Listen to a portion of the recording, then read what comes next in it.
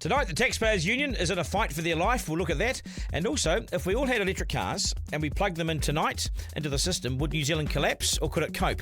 I'll have an answer for you tonight. Good to have your company.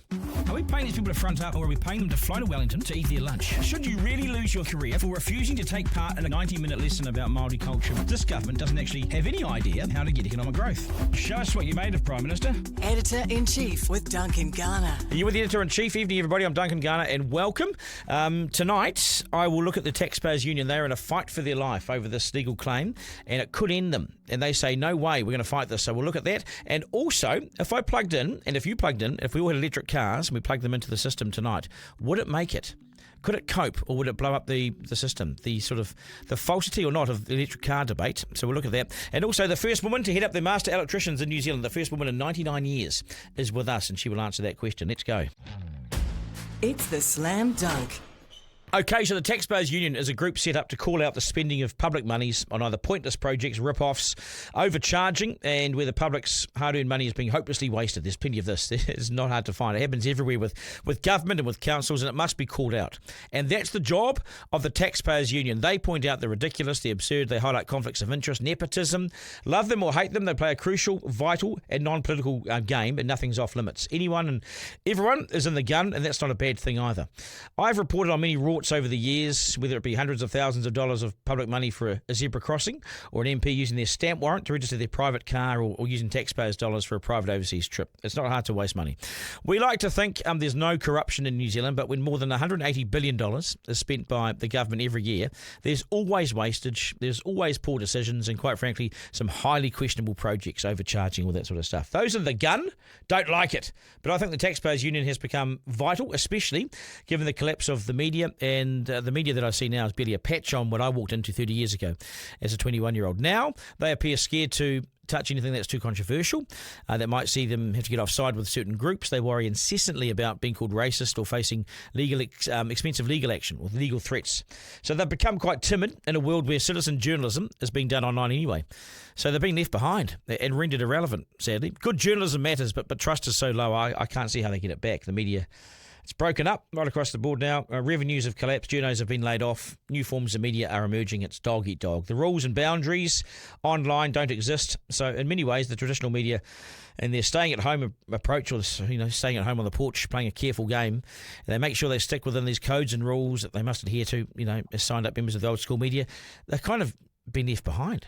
These are rules and boundaries that others don't even know about, let alone have to adhere to or stick to. Hence the emergence of the Taxpayers Union. That's what I'm getting at. Funded by taxpayers. They are well run. They're thorough and they do their homework. They find things that traditional media used to find out and traditional media used to report on really well.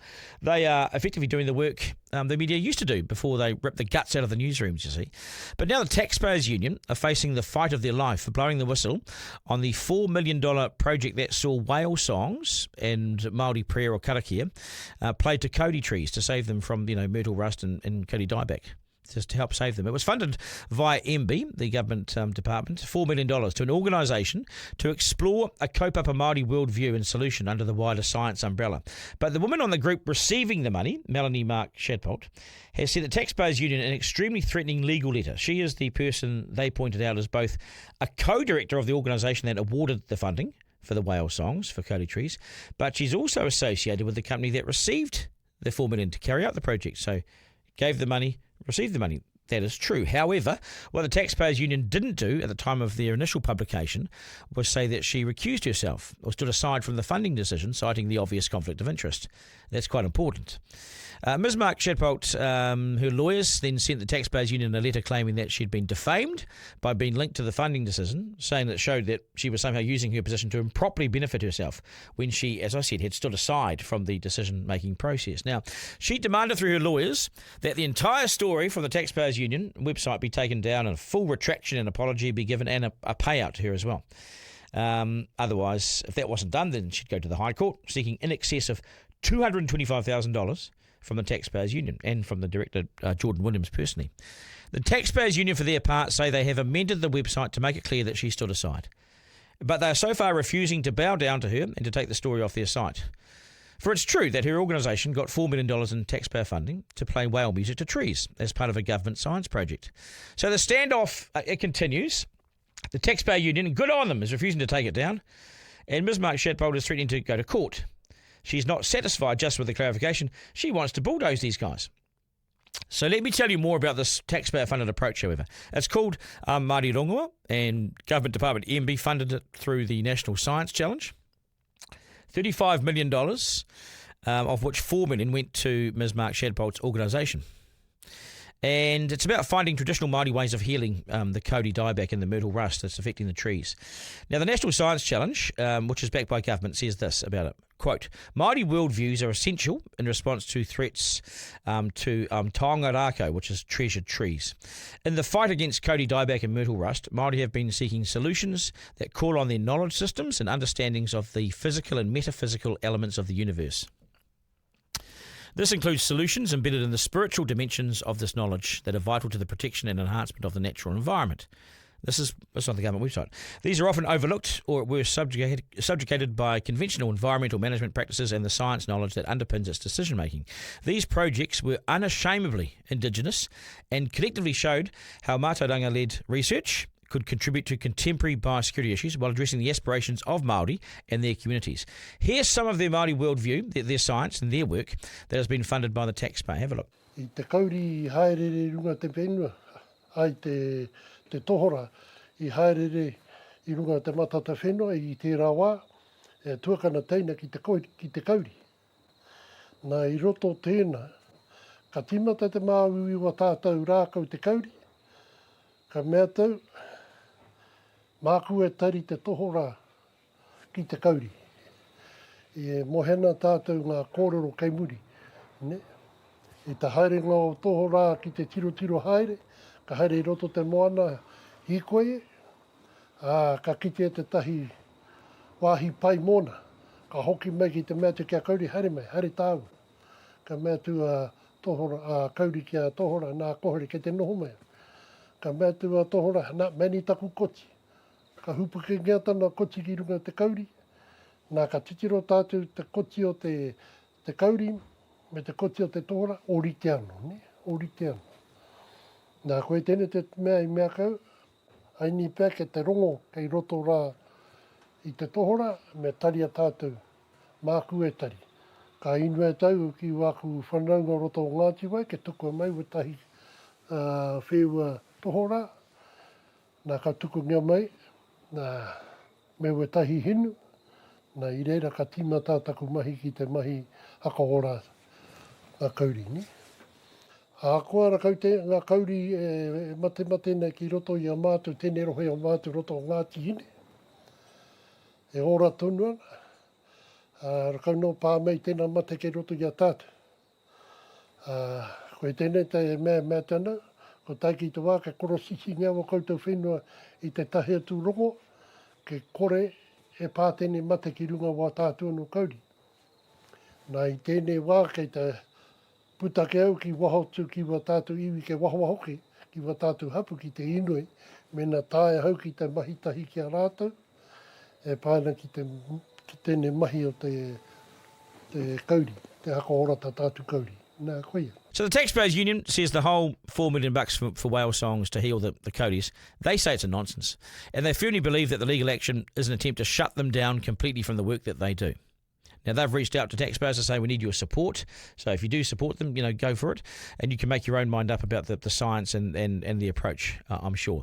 They intend to fight on, and good luck to them. I think they play a crucial role in our society. So good luck. Editor-in-Chief with Duncan Garner. Right, have you ever wondered how many devices you can plug into the wall before you overload things and your house blows up? Well, don't try it tonight.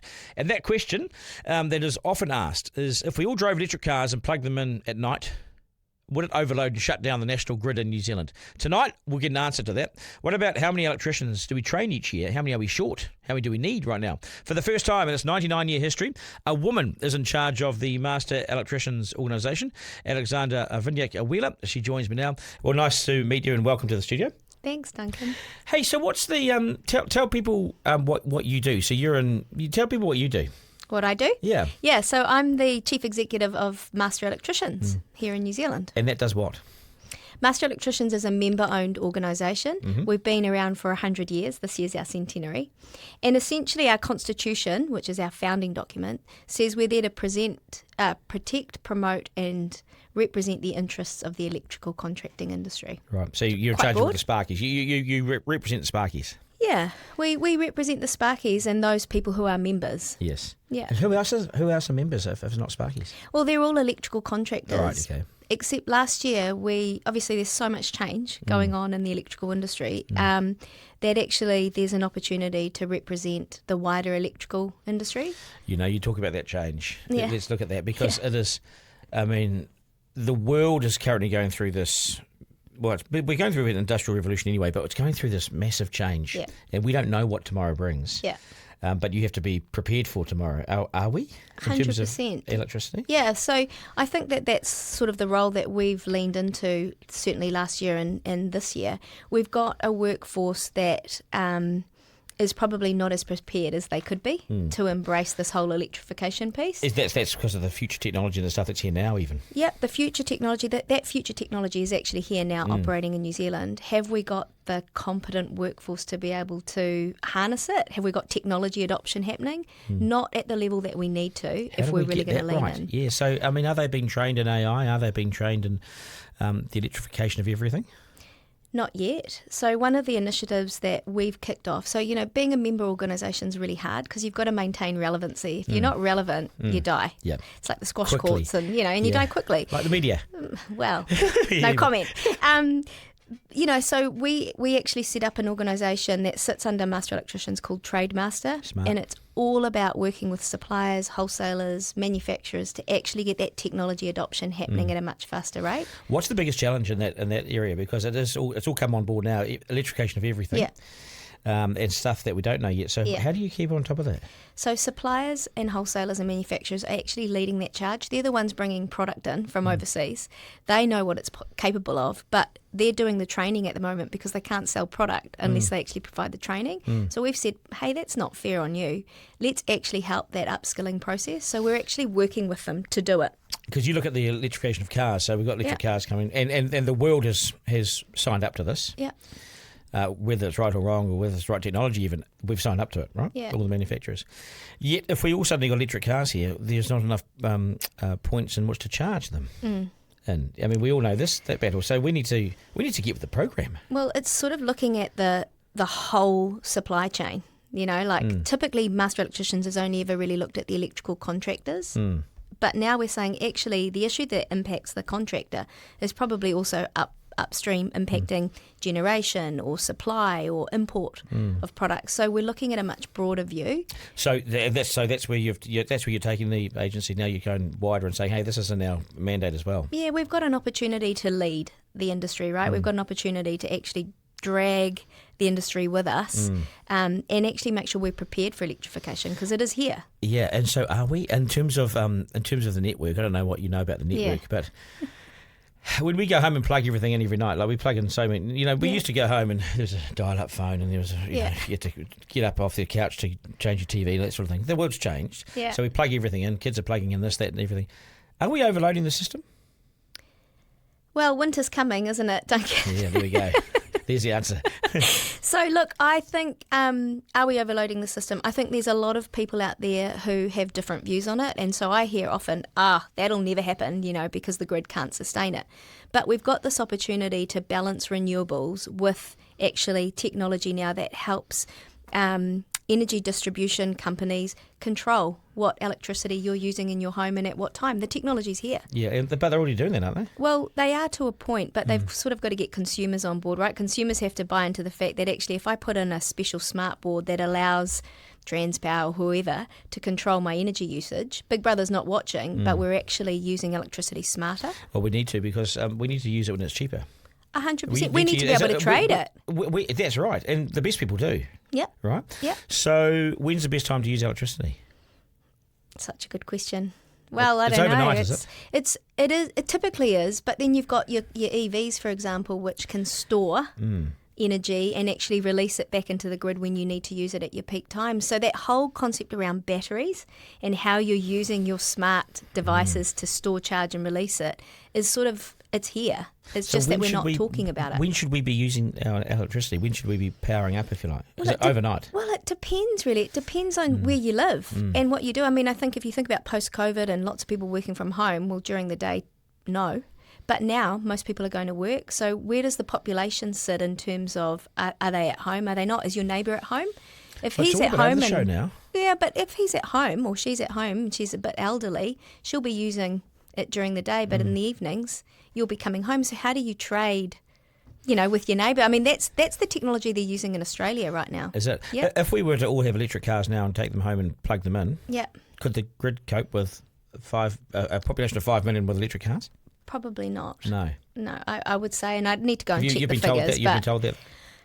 There's been lots of views on it, Duncan, so no one can actually tell me, can the grid sustain it? I was looking at that cable, the Trans-Tasman cable, and I'm going, that could add 40% capacity to the grid.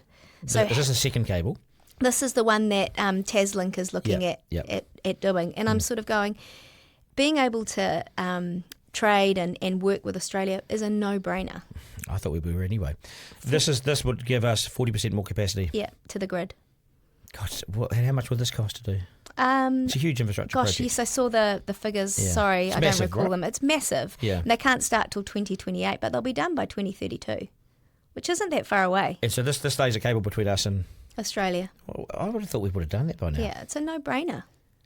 It's a no-brainer. If we want to future-proof ourselves Yep. and be ready, one of the greatest things we did isn't talked about really. That's the broadband. Yeah. In 2008, when Stephen Choice took that on, Yeah. it was the best infrastructure project Yeah. that we could have done. Because look at COVID. Yeah. In terms of we worry about security of supply. Well, I don't know why we do if we've got this whole new industry around renewables. Yes, we're not Australia and we don't have solar every day. I come from Wellington, as you know. But we have to get smarter about how we use renewables together with the sort of more traditional forms. You've seen spot prices. Yeah. Last year, especially around the corporates, because that's where it hits. Companies have closed up shop for good. Yeah. We All just your can't. sawmills, yeah. We can't sustain it. No. We can't have more of that. Okay, what about in our schools? Are we teaching? Is being an electrician and being part of the wider grid process? Is that something that inspires kids? And is that something that people are signing up to in schools? Is it something that's pushed? Because I tell you what, I don't ever remember trades being pushed in our school. Has it got better? Some people will say it has. I personally don't think it has. But, if you think about it, that whole being an electrician has changed. We don't really talk about being an electrician now. We talk about being, an electrical engineer, someone who's actually operating in that industry. And now you're talking about convergence of industries. You're no longer just a sparky.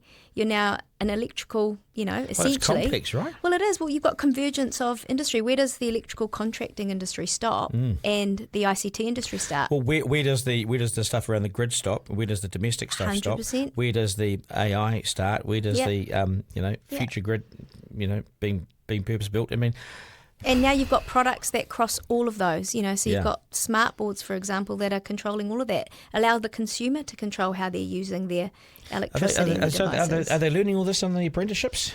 No, not yet.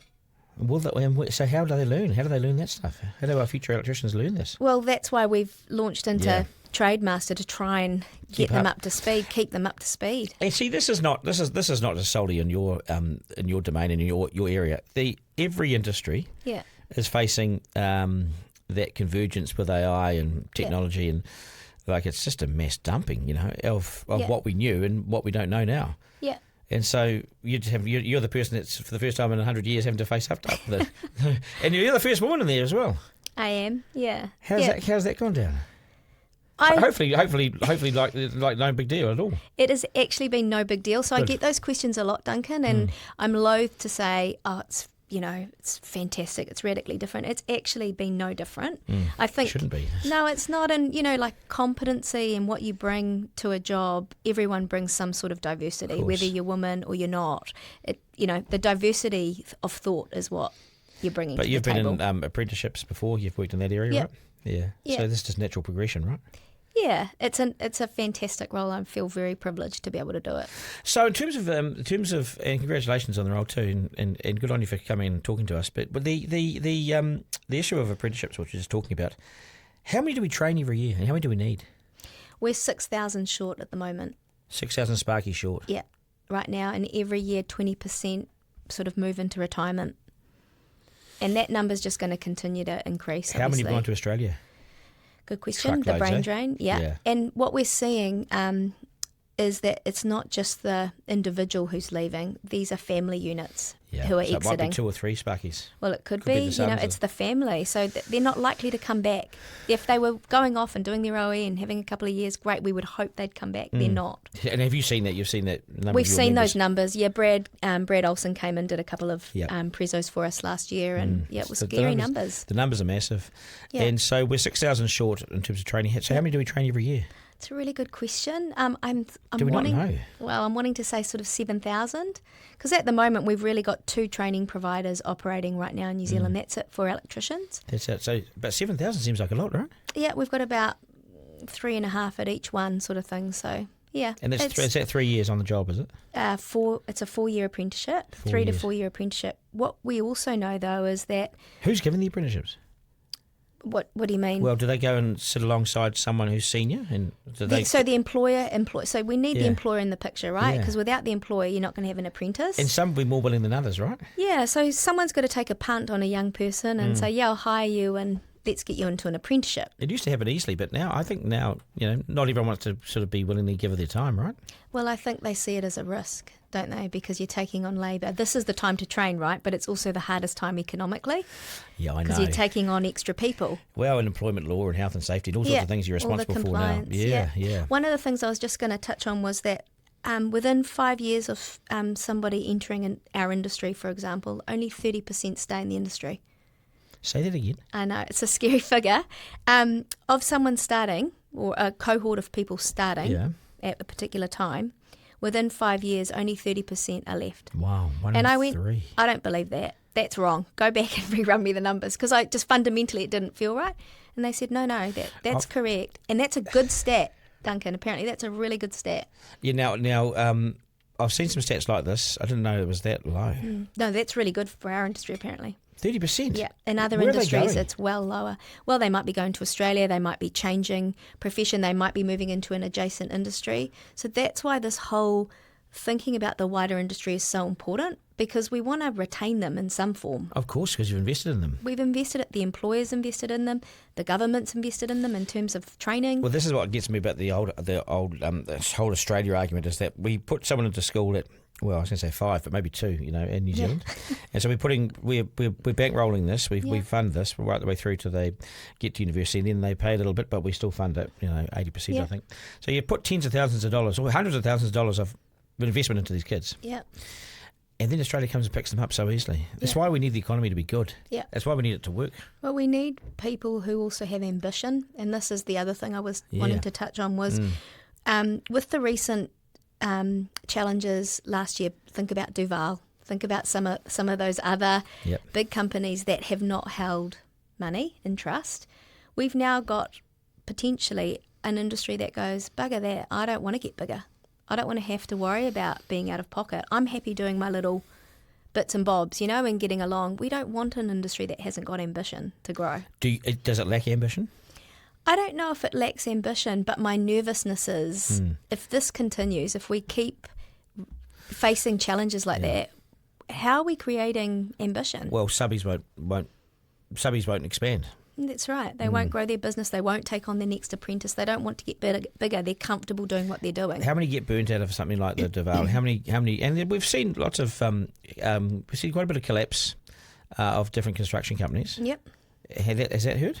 It has. So Solar Zero, we had 15 impacted members. Yep. And we had several who weren't members who wanted to come and join to get our support.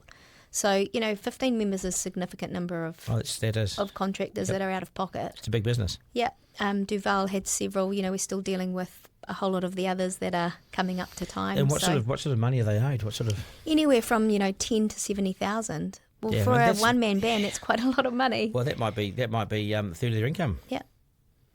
Yeah. Or it's a big job, Yeah. So that's the stuff that I worry about. We want to create a thriving, ambitious industry who wants to embrace electrification. And there's a whole lot of things that we need to get in place before You've got a big drive task that. ahead of you. But see, I didn't know any of this because not until you talk to the experts in their own fields do you find out stuff. That's what's so good about having the opportunity to talk to you about it. And not an expert, but No, I know, but you're a connector and you're a facilitator in the sense that you know who to go to get the information. I don't. Yeah. And they will talk to you, maybe not me. Yeah. They'll be suspicious of me, welcoming of you. In our schools, we talked about that. So we don't promote it. I don't recall it. I have a mate who's an almost qualified electrician, but he's been that way for 30 years. Yeah. And so what's your plan for getting into schools and saying, hey guys, this is an opportunity? So we're running every year. Master Electricians runs an apprentice challenge, and it's 25 years old next year. What we're looking at doing this year is actually trying to run them in school halls where we can, so kids can actually come in and see it and observe it and have a go. And I'm trying to connect with some people who are happy to come along and showcase the likes of your rocket lab if we can get them on board to come and play around with the technology. Us. As a father, I've got boys. Yeah. Now, I remember going to a workshop for journalism in sixth form in those days. Yeah. And it was at My days too. Henderson. Henderson, yeah. And I was there for the whole day. We were, pretending to put out a newspaper. It inspired me. I loved it. Yeah. Now, we need to get this sort of stuff back into schools. How hard is it to get into schools? Because there is some pushback, right? It is really hard. It's hard, like even looking at borrowing school halls, they're wanting to charge for that. So it's really hard to sort of come in and say, we want to inspire young people to come down this path. A lot of obstacles. Schools have careers counsellors. They have all those people, which it's a job title. I'm not always sure that person is qualified, but I don't mean to. I'm not going to criticise them. I'm not criticising anyone, but I'm just saying that we need the industry in our faces. Yeah. That's why I like charter schools, because we have it's more practical and hands-on, and that's why I like the polytechs and I also like the apprenticeships. We've got so many employers, Duncan, who would absolutely love the chance to give back and give people a go. That's great to hear. It's just like we've got a phenomenally supportive industry. We don't think outside. And good on you for doing this. And this is the first person I was speaking to in your role ever. Okay. And so that's so well done. It took a woman to get there in here, but I reckon we should be more creative in that space. And so if you want to be a professional rugby player, then Richie McCaw comes and speaks to you, or Kevin Mialama or someone like this. Yeah. If you want to be an electrician, then we go to you and you bring in your team for a day. Yeah. Is there enough of this conversation linking organisations with businesses, with lobby groups, sector groups, and with schools and with universities? We work in silos. Yeah, we do. We absolutely do, but so does government. And having worked there, you can see it. So there's why no don't we want to share? connectedness. Why don't we want to share? I think people are overwhelmed. I sort of get that feeling, and it takes sort of... I read this book called Range, and I read it because my brother had bought it for me for Christmas because I was complaining to him that I didn't feel I was an expert in any one area. So I come from a pharmacological background, right? Yeah. Yep. Nothing related to electrical. But you see things that happen in one industry and you go, shit, I wonder why I can't apply that over here, and can I apply it over here? And so all of a sudden generalists become really important because they connect, and that's where I think this is the role of media as well. We're generalists. Yep. I know a little bit about everything. Yep. Because I've listened to everyone. Yeah. And so we connect people. 100%. And so I think for us, we're looking at creating innovative partnerships that maybe weren't there before.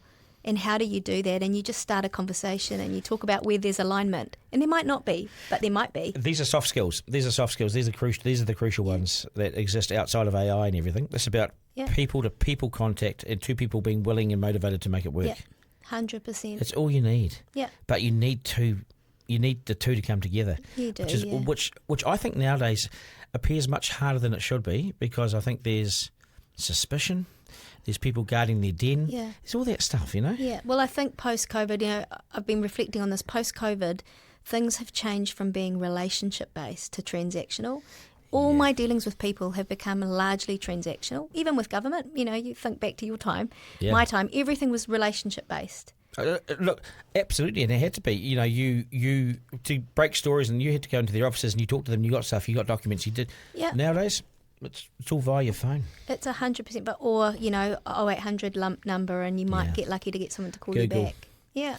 And it's become almost dehumanised.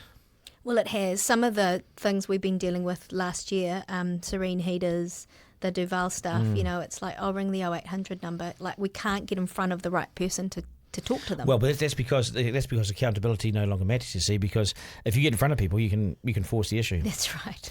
But if you have I find this with power companies and things. I was once put on an 0800 number with contact, and I was put on a line that had no one answering it. Yeah. And I was there for 1 hour and 5 minutes on a Friday night trying to get my power reconnected. There'd been an issue in our street. 1 hour and 5 minutes. To Contact's credit, they came back and offered me a $1,500 credit. Oh, yeah. So they were very good. But an hour and 5? Yeah. Yeah. When then it was never going to be answered. And that's what we've become as a society. We've become cold and calculated and 100% agree. And dismissive and not approachable. Yeah. Yeah, we have. It drives me to stay in this job. Yeah. Well, I think that authenticness goes, and then genuineness goes, and then trust goes. And once you've lost that, it's really hard to get that back. So that's kind of your job too, right? Yep. And you're doing a good job of it too. Like you do. You're natural. You're calm. You're casual in your approach. You know your stuff. Yeah. And if you don't, you're going to find out. That's totally right. It's okay to say I don't know. Oh, well, look. It's like reporting a big story. Well, I don't know this. Look, we can't confirm that right now, but this is what we're hearing. Yeah. That's okay. Yeah. No, so I think the industry's in good hands for you. There's a lot it's of work. Exciting. There's a huge amount of work. The workload is huge, but for me, it's a silver lining because it's opportunity. Yeah, big time. But you need to build it and grow it and develop it and new frontiers and everything. But that's the same with all industries. So, there are spokespeople in all sorts of lobby groups around New Zealand that will listen to this and go, "It's me too." Yeah. Yeah, 100%. And I think membership organisations have to continue to add value and they have to maintain relevancy. And so true. Like if you don't do that, like we said, where we started, you will die. You will become not relevant. And that's we've done work with the MTA before, and all those sorts of guys. And these agencies, these lobby groups, if you like, member groups, they can have huge influence. Yeah, and they can be really useful. Yeah. And a lot of them in New Zealand are. Yeah. Well, we last year when we set up this electrical industry advocacy committee, it was the first time we had a range of wholesalers, suppliers, manufacturers and other parts of the sector come together to talk about issues that were impacting Remarkable. them. So they're all members, but they've never been in the same room. No, they're not members. Okay, so they are part of the industry. Yeah, they're part of it. So think about your suppliers and your wholesalers and your manufacturers. They all came round together and we said, right, we're dealing with serene heaters. How are we going to deal with this collectively as an industry? And it's mirrored on AIG. So if you think about the Australian industry group, biggest lobby group, pretty much, And they're powerful. The Australian lobby groups are powerful. The unions are still powerful. If you think about what you just did, you brought all these related parties who aren't members but are related in some way to the issue into one room. Into one room. That used to happen all the time. Yeah. That was got used to not doing challenging. Yeah. Yeah. So you'd like to get to schools. How do you break that one down then? The school one? Yeah. How do you knock on those doors? Well, what's your first approach? It's really tough. I mean, I think the apprentice challenge and actually connecting individually with schools where you've got members who are connected. It's that personal connection. Exactly right. A couple of fathers. Yeah, a couple of fathers. And we've got some businesses here in Auckland that go into schools and that's where they recruit from. And the schools know them and they've got good relationships. Yeah. Great recruitment strategy. But we need more. Onehunga High School got a building. I know this because I've been in there to look at it. The building apprenticeship stuff. Yeah. Can you name the schools that do the electricity stuff? Do you know them? I don't know them. I know the businesses that go into them, but I don't know the particular schools that they go into. Yeah, there's a huge opportunity there, right? Massive. Yeah. Massive. Yeah. So I don't know. Other than the personal connections and one at a time, plus the apprentice challenge, that's probably how we're going to tackle it right now. Life's become. We'll finish on this because you've been so good. Life's become in many ways. I don't even know how we got to this point, but it's so overwhelming that to get into those schools, you'd have to have a police check on all those people. 100%. So it's for me to go to a school camp. Yep. Yeah, we've just done. Or coach a rugby team. Yeah. Coach your son's rugby team. I'll go through police checks. Yeah. And cross my fingers and hope that we pass. Yeah. but I mean, that has to be done because we're a society that's so risk adverse now, which 100%. doesn't always mean innovation. Well, that's the challenge, right? We're so paralysed by doing something wrong that we don't feel the fear, take the risk and do it anyway. Well, I mean, in electricity or being an electrician, there's so much that can go wrong. Yeah. Like we see this, sadly, every now and then when someone's electrocuted. Yeah. and what shouldn't happen. I was talking to Amanda Gillies yesterday Yeah, about the right to repair bill Yes. that's coming in, Yes. and about, how we could potentially allow consumers to play around with capacitors. Yeah, see, that scares me. Yeah, high voltage. Boom. There you go. Yeah, I was electrocuted once. Just lightly, but it was bad. Yeah. Yeah, And so we don't know what we're doing. No. Nice to meet you. All the very best Really with your nice industry. to meet you too. Good stuff. Thank you. Okay, you're welcome. Editor-in-Chief with Duncan Garner. Isaac, I'll bring you in here. It's interesting, that I don't really care that's the first woman in 99 years, whether it's a woman or a man. I mean, she is impressive and she'll do a great job. Did you know all that stuff, though, about how important all this stuff is?